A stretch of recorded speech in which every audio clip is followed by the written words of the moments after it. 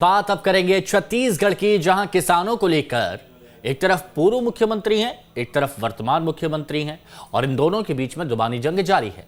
तो उधर छत्तीसगढ़ में किसान इस समय धान खरीदी को लेकर खासे परेशान नजर आ रहे हैं। मतलब सिर्फ दिल्ली में आंदोलन कर रहे किसान ही नहीं, बल्कि छत्तीसगढ़ में भी किसानों की समस्याएं कम नहीं है। और आज इसी मुद्दे पर हम बात करेंगे, इसी मुद्दे पर हम चर्चा करेंगे कि रमन और भूपेश की जुबानी जंग से क्या किसानों का भला होगा, क्या किसानों को सियासी चश्मे से देखा जा रहा है, केंद्र और राज्य में टकराव से सिर्फ किसानों का नुकसान हो रहा है। छत्तीसगढ़ में धान खरीदी में अव्यवस्थाओं का असल जिम्मेदार कौन है और किसानों के बहाने बीजेपी कांग्रेस अगले चुनाव की तैयारी में लगे हैं क्या?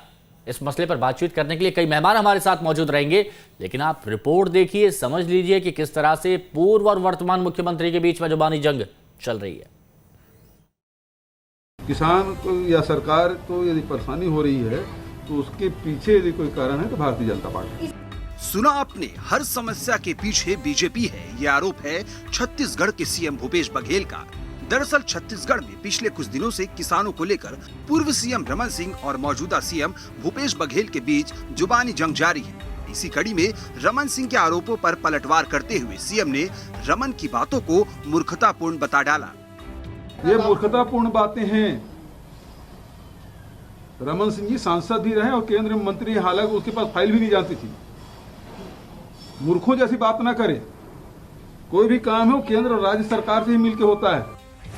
वहीं धान खरीदी में बारदाने की कमी को लेकर किसानों को लगातार दिक्कतों का सामना करना पड़ रहा है। बीजेपी से लेकर लगातार कांग्रेस को घेर रही है, लेकिन कांग्रेस अब बीजेपी को उसके 15 साल के शासन की याद दिला रही है।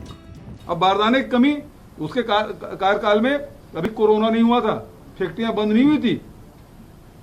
उसके बाद भी पुराने पेपर और पुराने आपको क्लिपिंग निकाल के देख लीजिए। बारदाना की कमी के कारण से, तौलाई की कमी के कारण से, धान उठाव की कमी के कारण से, पेमेंट के कारण से कितने आंदोलन हुए हैं। रमन सिंह जी पुराना निकाल के दे दे, नहीं तो मैं बता देता हूं। और वो जो नहीं कर पाए थे उस समय, कोरोना नहीं होते हुए भी सारी अव्यवस्थाएं थी, तो उसके लिए क्या माफी मांगेंगे रमन सिंह जी? वहीं अब जब रमन के आरोपों पर सीएम ने पलटवार किया तो एक बार फिर बीजेपी ने किसानों के मसले पर कांग्रेस की खिंचाई कर डाली। आज जनता ने सरकार बदल दी है और सरकार बदलकर आपको अधिकार दिया। जब आपको अधिकार दिया है तो किसानों की समस्याओं का समाधान होना चाहिए। छत्तीसगढ़ की अर्थव्यवस्था पूरी धान के ऊपर में टिकी हुई है। अगर किसान को धान बेचने के लिए मारे मारे फिरना पड़ता है, 1 महीने तक धान को सहेज के रखना पड़ता है, उसको 15 रुपए का बोरा खरीदता है, उसको 7.5 रुपए मिलता है, उसको टोकन देने के बाद भी उसको धान नहीं खरीदा जाता है, उसके धान का पेमेंट 15-15 दिन तक उसको नहीं मिलता है और किसान आज परेशान है अपना धान बेचने के लिए। 5 लाख टन धान सड़ जाता है 1300 करोड़ रुपए का, उसके लिए कौन दोषी है? एक तरफ दिल्ली में किसानों का आंदोलन अब अदालत की दहलीज पर पहुंच चुका है, तो दूसरी तरफ छत्तीसगढ़ में भी किसानों पर सियासत जारी है। छत्तीसगढ़ में भी इस वक्त धान बेचने वाले किसानों को कई तरह की दिक्कतों से दो चार होना पड़ रहा है। ये स्थिति तब है जब नियंत्रण सरकार के हाथ में है। ऐसे में अंदाजा लगाना मुश्किल नहीं कि भविष्य में अगर व्यवस्था निजी हाथों में होगी तो उससे किसान कैसे निपटेंगे। एक तरफ दिल्ली में किसान परेशान है तो दूसरी तरफ छत्तीसगढ़ के किसानों के भी हालात कोई जुदा नहीं है, लेकिन पार्टियों का आरोप प्रत्यारोप अभी भी जारी है। छत्तीसगढ़ में धान खरीदी नहीं हो पा रही है, बारदाने की कमी है, चावल उठाव को लेकर लगातार राज्य और केंद्र आमने सामने हैं, लेकिन लगातार मुख्यमंत्री भूपेश बघेल और पूर्व मुख्यमंत्री रमन सिंह में जुबानी जंग जारी है। फिलहाल किसानों की सुध लेने वाला कोई नहीं। न्यूज स्टेट के लिए वीडियो जर्नलिस्ट चिराग पांडे के साथ रायपुर से आदित्य नामदेव। तो रिपोर्ट आपने देख ली और आप समझ गए होंगे कि तल्खी अब कितनी बढ़ती जा रही है पक्ष विपक्ष में। एक तरफ वर्तमान मुख्यमंत्री बघेल तो दूसरी तरफ पूर्व मुख्यमंत्री रमन सिंह, और जिस तरह से शब्दों का इस्तेमाल किया जा रहा है, सही ठीक तो नहीं कहा जा सकते ना। खैर, हमारे साथ कुछ मेहमान जुड़े हैं, तारुफ कराते हैं उनका। जयंत वर्मा जी वरिष्ठ पत्रकार हैं, हमारे साथ इस चर्चा में जुड़े हुए हैं। रजनीश सिंह जी बीजेपी विधायक हमारे साथ में इस चर्चा में मौजूद हैं और रमेश वर्लियानी जी कांग्रेस की तरफ से हमारे साथ इस चर्चा में मौजूद हैं। आप सभी का बहुत बहुत स्वागत है इस चर्चा में। रमेश वर्लियानी जी, अगर विपक्ष कोई सवाल उठा रहा है, अगर विपक्ष कुछ पूछ रहा है तो उसका जवाब हम आराम से दे सकते हैं, लेकिन इस तरह से कहना क्यों मूर्खों जैसी बातें कर रहे हैं, क्या आपको लगता है सही? और ऐसा क्या, अगर सवाल पूछ लिया तो मूर्खों जैसी बातें कैसे हो गई?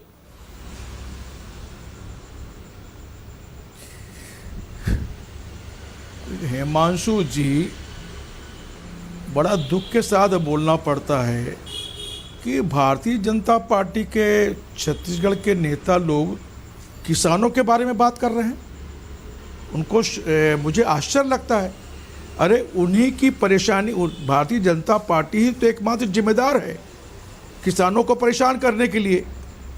दिल्ली में किसान 47 दिन से बैठे हुए हैं, कलकत्ता ठंड में 60 से अधिक लोग मर गए। उसके बाद भारतीय जनता पार्टी को, नेताओं को किसानों के बारे में बोलने का कोई नैतिक अधिकार है भी? बिल्कुल अधिकार नहीं, नैतिक अधिकार भी। और छत्तीसगढ़ में तो बिल्कुल ही नहीं है। जो रमन सिंह जी ने 15 साल में किसानों के साथ छल किया, उनको 2100 रुपया मूल्य नहीं दिया, बोनस नहीं दिया, वो आज हमसे सवाल कर रहे हैं। इससे बड़ी बात क्या हो सकती है? कोरोना काल है, उनको मालूम है कोरोना काल में जूट मिलें बंद हैं और बारदाना जो है सेंट्रल गवर्नमेंट का जो जूट वाला विभाग है वो सप्लाई करता है, और जितना उन्होंने वादा किया उस वादे के हिसाब से भी उन्होंने बारदाना नहीं दिया। अच्छा रमेश जी, जैसे तैसे राज्य सरकार ने बारदानों की व्यवस्था करके दिल्ली में बैठे किसानों की हम बात कर लेंगे, लेकिन आपको लगता है कि जो हमारे छत्तीसगढ़ के किसान हैं, क्या वो खुश हैं, बहुत सुखद अनुभव कर रहे हैं?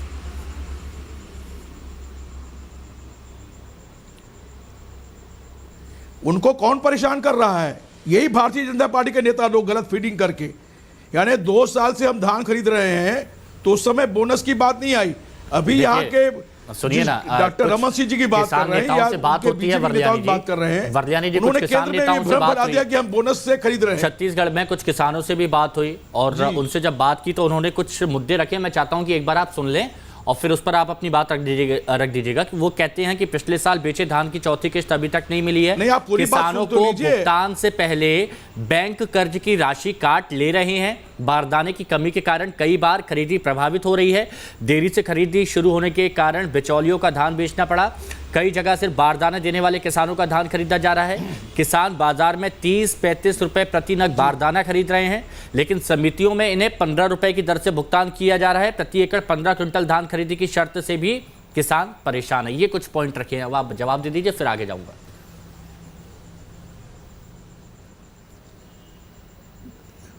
देखिए कि हिमांशु जी, आपको जमीनी धरातल पर सोचना चाहिए।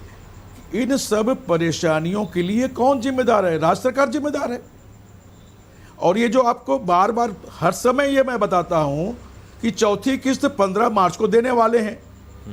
जो राजीव न्याय योजना के हिसाब से 3 किस्त दे चुके, चौथी किस्त दिए हैं। और जितने भी आप बात कर रहे हैं सारे आरोप जो असत्य हैं। ये जो किसान संगठन की जिनकी बात करते हैं, ये भाजपा समर्थित किसान संगठन होंगे जो इस तरह की अनर्गल बात कर रहे हैं।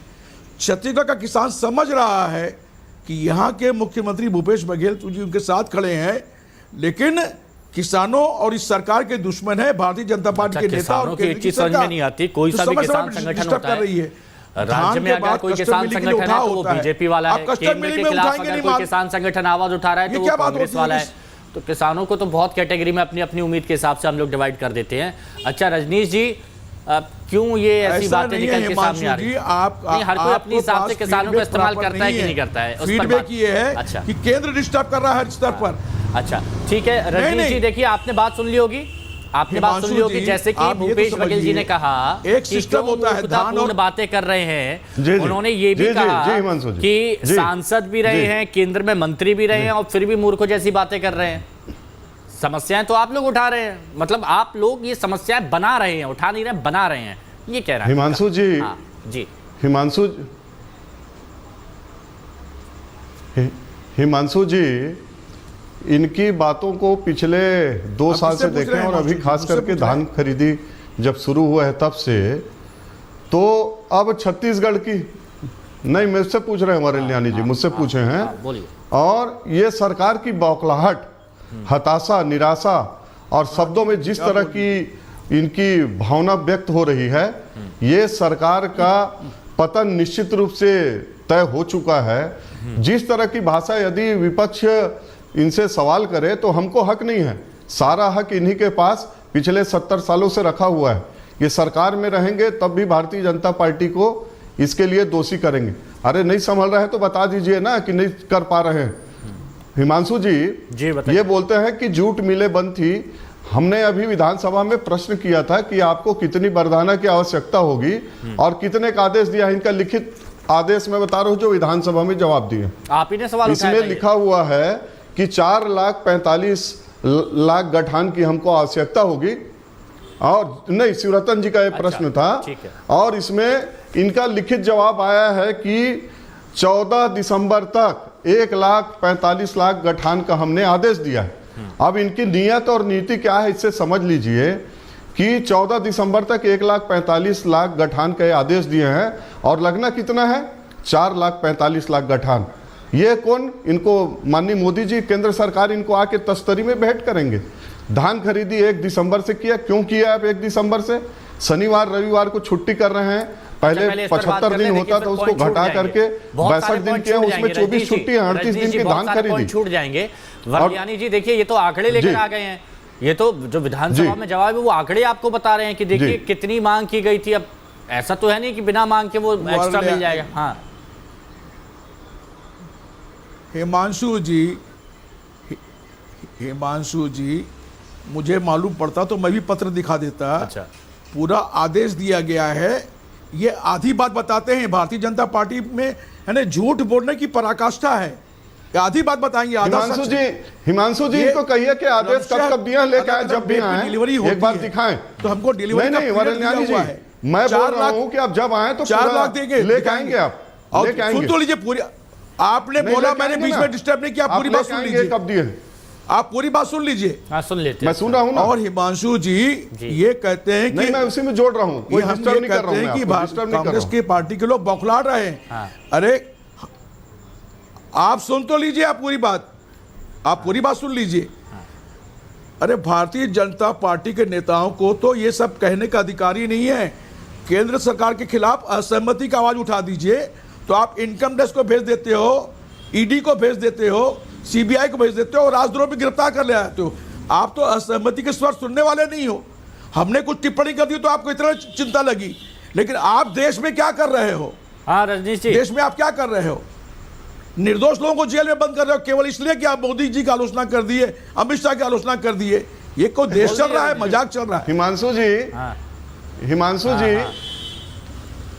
आप एक बने बनाए सिस्टम को बिगाड़ने का काम कर रहे हैं छत्तीसगढ़ में, ताकि किसानों के मन में असंतोष पैदा हो।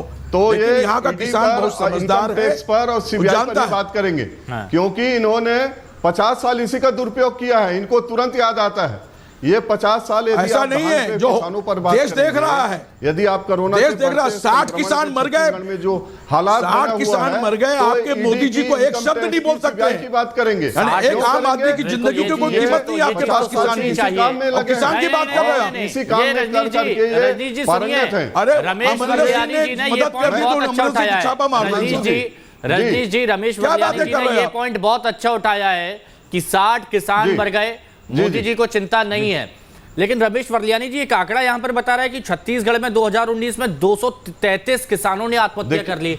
तो यहां पर क्या मुख्यमंत्री जी को चिंता नहीं है?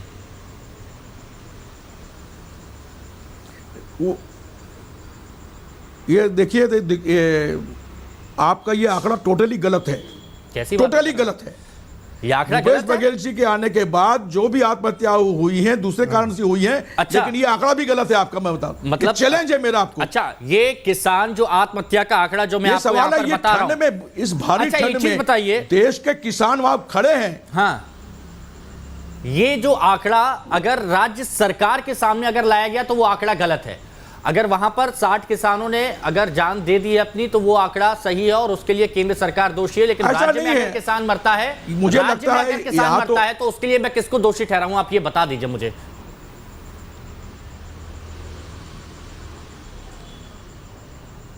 ये मैं आपको बताऊं, आपको छत्तीसगढ़ का थोड़ा आके जमीन पे दौरा करिए आप। मैं आपको आमंत्रित करता हूं। सब मैं अकेला, देखिए मैं अकेला नहीं हूं, मैं वन मैन आर्मी नहीं हूं। किसानों की स्थिति में सुधार हुआ है।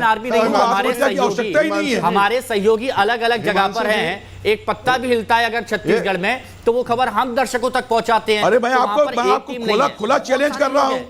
बहुत सारे लोग हैं, खुला चैलेंज कर रहा हूं मैं आपको। और ये आंकड़े हम नहीं बनाते हैं, ये आंकड़े जो सरकार की तरफ से, आप लोगों की तरफ से मिलते हैं वही हम बताते हैं। जयंत वर्मा जी, जयंत वर्मा जी, अब देखिए ये जो वार पलटवार जो चल रहा है, ये आंकड़े आपके पास जो है गलत आंकड़े हैं, मैं आपको स्पष्ट कर देता हूं। आप सही आंकड़े आप बता दीजिए। के बाद अच्छी स्थिति अच्छा, बनी। सही आंकड़े आप बता दीजिए वरल्यानी जी कि किसानों ने आत्महत्या की है, तो वो क्यों की है किसानों ने आत्महत्या?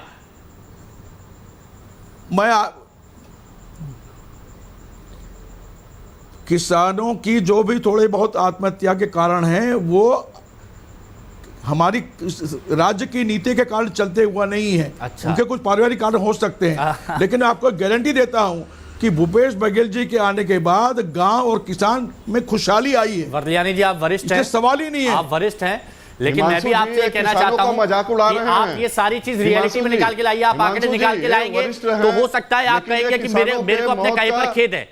अगर आप इसको देखेंगे, आप आंकड़ों को देखेंगे, आप यदि मुझे और इनफैक्ट अगर आप अपने कृषि मंत्री हैं उनसे अगर पूछेंगे तो आपको बाद में आप या तो मुझे पहले बता दिया करें तो मैं आंकड़े भी आपको उपलब्ध करा दूंगा। हाँ बिल्कुल, स्वागत है आपका, स्वागत है आपका।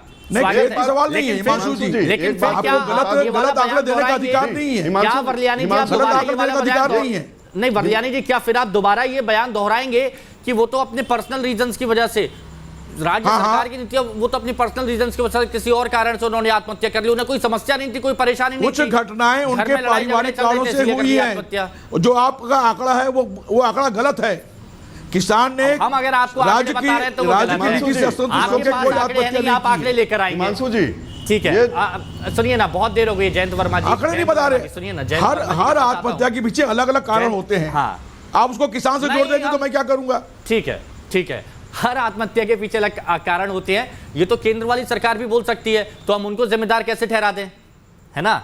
हर चीज के लिए जो आप सिर्फ हम अपने हिसाब से नहीं सोच सकते, हमें सबके हिसाब से सोचना होगा। जयंत वर्मा जी, आप खुली आंखों से देख रहे हैं हिमांशु जी, खुली आंखों से देख रहे हैं कि खुली ठंड में लोग मर रहे हैं।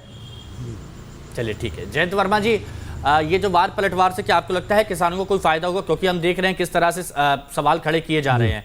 एक तरफ पूर्व मुख्यमंत्री कहते हैं कि कांग्रेस ने केंद्र से पूछकर धान का दाम 2500 रुपए प्रति क्विंटल किया था, क्या अब वो दाम नहीं दे पा रही तो केंद्र को जिम्मेदार क्यों ठहराया जा रहा है? बीजेपी नेताओं से क्यों कहा जा रहा है कि केंद्र सरकार को बार बार पत्र लिखें? बीजेपी के 15 साल के शासनकाल में बारदाने की कोई कमी नहीं आई, लेकिन वर्तमान में आपने देखा कि कैसे सवाल खड़े किए गए। तो आपको क्या लग रहा है, इससे क्या भला होगा और किसानों को कुछ हो पाएगा कि नहीं?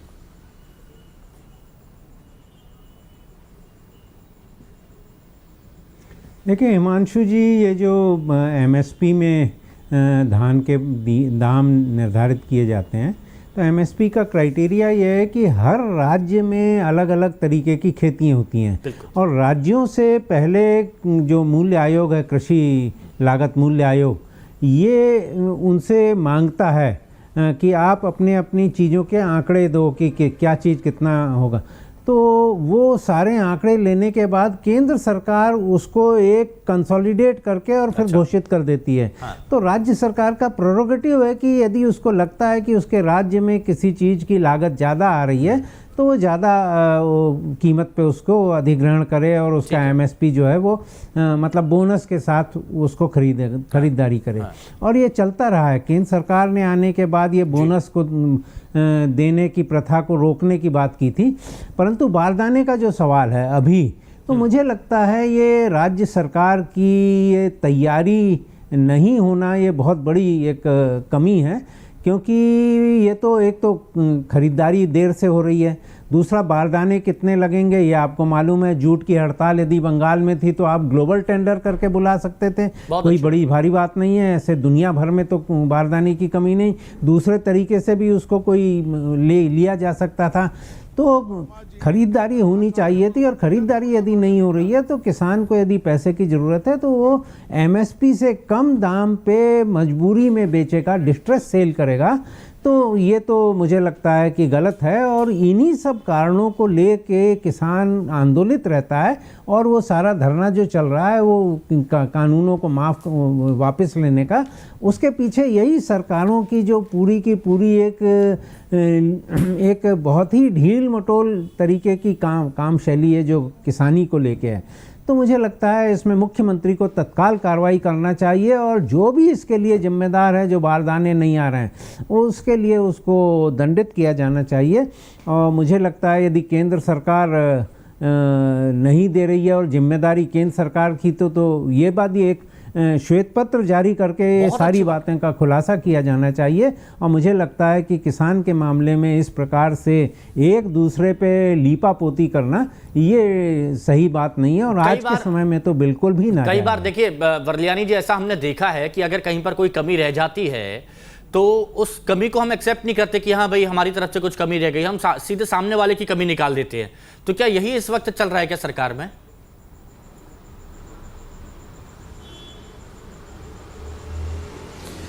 ऐसा है हिमांशु जी, मुझे लगता है कि देश काल और दुनिया की परिस्थिति को आप आकलन नहीं कर पा रहे हैं। अभी वर्मा जी ने कहा कि ग्लोबल टेंडर कर लेते। भाई जूट के कारखाने हैं बांग्लादेश में या हिंदुस्तान में, तो कोरोना तो पूरे विश्व की है, बांग्लादेश में भी कोरोना प्रभावित के कारण इंडस्ट्रीज बंद है, यहाँ भी बंद है। तो ये विशेष परिस्थिति को आकलन करना चाहिए हम लोगों को सर। और जो प्रैक्टिकल चीजें आकलन करेंगे भी, विपक्ष का काम केवल आलोचना करना नहीं है सर। अगर विपक्ष का काम किसानों के भलाई करने के लिए भी आगे आना चाहिए। नेता हैं तो आप कहां हम जैसे लोगों की बात मानेंगे? क्योंकि रजनीश जी वो आंकड़े बता रहे हैं, आपको वो आंकड़े गलत लग रहे हैं। हम कोई आंकड़े आपको बता रहे हैं, आपको वो आंकड़े भी गलत लग रहे हैं। आपके पास आंकड़े हैं नहीं, आपने कहा कि बाद में लेकर आएंगे, तो वो सारी चीजें स्पष्ट तो नहीं हो पा रही है ना। नहीं, या तो आप नहीं, या तो हिमांशु जी भविष्य में मैं आपके साथ तभी बैठूंगा जब आप मेरे को विषय बता देंगे ये आंकड़े मेरे को चाहिए तो मैं लेके आऊं। सर किसान की यानी बात आपको है, किसानों से सरकार की तरफ से मैं जिम्मेदारी से बोल रहा हूं, तो आपको भरोसा नहीं है। नहीं, किसानों और रजनीश जी के बात का भरोसा कर रहे हैं ये तो। अरे किसानों ने आत्महत्या नहीं की है, मैं दावे के साथ कर रहा हूं अभी भी। अच्छा, अगर ये आंकड़े अगर सही निकल गए तो क्या आप ऐसा आत्महत्या को आप हर आत्महत्या को किसान से जोड़ देंगे, अगर खेती से जोड़ देंगे? अगर ये आंकड़े सही निकल गए बाद में आप खेत जताएंगे, माफी मांगेंगे आप? खेत जताने के सवाल ही नहीं उठता ना, प्रश्न नहीं है। देखिए सिक्का तो अभी हमारा ही है, चित्त भी आपकी, पट्टी भी आपकी। हिमांशु जी मैं आपको चैलेंज करता हूं, राजधानी रायपुर आइए, मैं आपके साथ चलने को तैयार हूं। क्या बात करते हैं आप? ठीक है सर। रजनीश जी नहीं, संक्षेप में बताइएगा, या तो आप बायस्ड बताइएगा 30 सेकंड, या तो आप बायस्ड होके बात कर रहे हैं। बायस्ड होके मैं उनसे भी आप बायस्ड होके बात कर रहे हैं। मैंने रजनीश जी से भी सवाल पूछे। वर्लियानी जी कैसी बातें कर रहे हैं आप? नहीं, इसका मतलब यही है। जयंत वर्मा जी ने अगर उठा मैं सरकार का प्रवक्ता हूं, मैं आपको सही जानकारी दे रहा हूं। अगर जयंत वर्मा जी ने बोल दिया कि मेरी बात सही नहीं लगती, तो आपकी नजर में जयंत वर्मा जी भी बायस्ड हैं? हाँ रजनीश जी बहुत कम में बोलिएगा, बहुत कम वक्त। नहीं, कभी नहीं। उन्होंने ग्लोबल टेंडर की बात की, मैंने उसको स्पष्ट किया। हिमांशु जी, बिल्कुल हिमांशु जी ये क्या है, ये बौखलाहट इनका दिखा रहा है, बौखलाहट दिखा रहा है। जो चीज जवाब सरकार दी है इसको गलत मान रहे हैं, और 229 से ज्यादा। अरे कोई बौखलाहट नहीं है, कोई बौखलाहट नहीं है। अभी बोल रहे हैं, हमने किसी के खिलाफ कार्रवाई नहीं की, आप तो जेल डाल रहे हो लोगों को, किसानों को। अरे बौखलाहट है, आप जो बार-बार हरियाणा में आपने किसानों पर टियर गैस छोड़ी है, लाठीचार्ज किया है, सरकार कर रही है। आप क्या बातें कर रहे हो? साल का जो एफसीआई से, हाँ, किसानों के हित चिंतक हो। अरे आप किसानों के ऊपर लाठी चला रहे हो, असूल गैस कर रहे हो। आपने किसानों पर जो सियासी चिकचिक, छत्तीसगढ़ का किसान और हरियाणा किसान में अंतर है क्या? सुनिए ना, किसानों पर जो सियासी किचकिच मची हुई है, किसान राजनीति का मोहरा नहीं है। और यहाँ पर किसानों को मोहरा मत समझिए। बहुत शुक्रिया, आप जुड़े हमारे साथ और अपनी बात यहाँ पर रखिए।